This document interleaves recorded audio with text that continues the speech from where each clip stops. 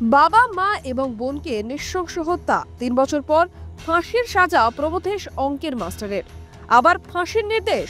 গত মাসে নৃশংস খুনের অভিযোগে একসঙ্গে ৭ জনকে ফাঁসির আদেশ শুনিয়েছিল চুঁচুড়া আদালত। এদিন আবার একসঙ্গে ৩ জনকে নৃশংসভাবে খুন করার জন্য আসামিকে ফাঁসির আদেশ দিলেন চুঁচুড়া আদালতের বিচারক।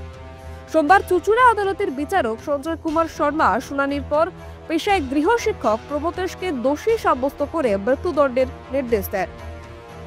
২০২১ সালের ৮ই নভেম্বর ধনেখালি থানার ১০ঘড়া গ্রামের রায়পাড়াতে প্রবোধেশ তার বাবা অসীম ঘোষাল, মা শুভ্রা ঘোষাল ও বোন পল্লবী চট্টোপাধ্যায়ের গলার নলি ও হাতের শিরা কেটে খুন করে।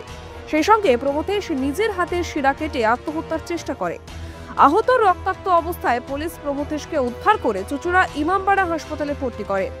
এই ঘটনায় পল্লবীর স্বামী পার্থ চট্টোপাধ্যায় ধনেখালি থানায় খুনের অভিযোগ দায়ের করেছিলেন। পল্লবী ভাইফোঁটা দিতেই বাপের বাড়ি এসেছিলেন। পুলিশ তদন্তে নেমে হাসপাতালে চিকিৎসারত প্রবোধেশ সুস্থ হলেই তাকে গ্রেফতার করে। খুনের মামলায় সরকারি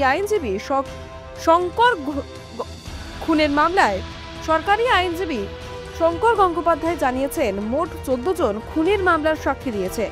মামলা চলাকালীন অভিযুক্ত জেলেই ছিল। বছর ৩ আগের ঘটনা। সে সময় কোভিড পরিস্থিতি চরমে। ধনেখালি থানার ১০ঘড়া গ্রামে এক মর্মান্তিক ঘটনায় সারা বাংলা কাঁপিয়ে দিয়েছিল।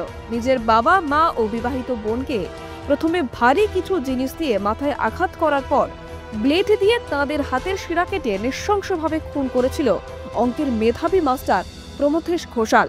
নিজেও সারা দেহে ব্লেড দিয়ে আত্মঘাতী হওয়ার চেষ্টা করেছিল, কিন্তু তড়িঘড়ি পুলিশ তাকে হাসপাতালে চিকিৎসা করাতে সে বেঁচে যায়। পুলিশের হাতে গ্রেফতারও হয়। এই খুনের মোটিভ অন্যান্য ৫টা খুনের মতো ছিল না। তৎকালীন পুলিশি তদন্তে উঠে এসেছিল এক মর্মান্তিক কাহিনী। প্রবোধেশ পড়াশোনায় খুবই মেধাবী ছাত্র ছিল। অঙ্কে অনার্স নিয়ে পাশ করার পরেও তার কোনো চাকরি না জোটায় বাড়িতে এসে প্রাইভেট টিউশন পড়াতো।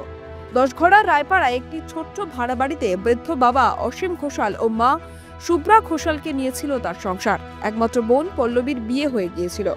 সে সময় পুলিশি তদন্তে উঠে এসেছিল মানসিক অবসাদের জেরেই এই মর্মান্তিক কাণ্ড ঘটিয়ে ফেলেছে প্রবোধেশ। আপনি দেখছিলেন কলকাতা দর্পণ। আমি সারিয়া। প্রতিবেদনটি ভালো লাগলে লাইক, কমেন্ট ও নিয়মিত আপডেট পেতে সাবস্ক্রাইব করতে ভুলবেন না। নমস্কার।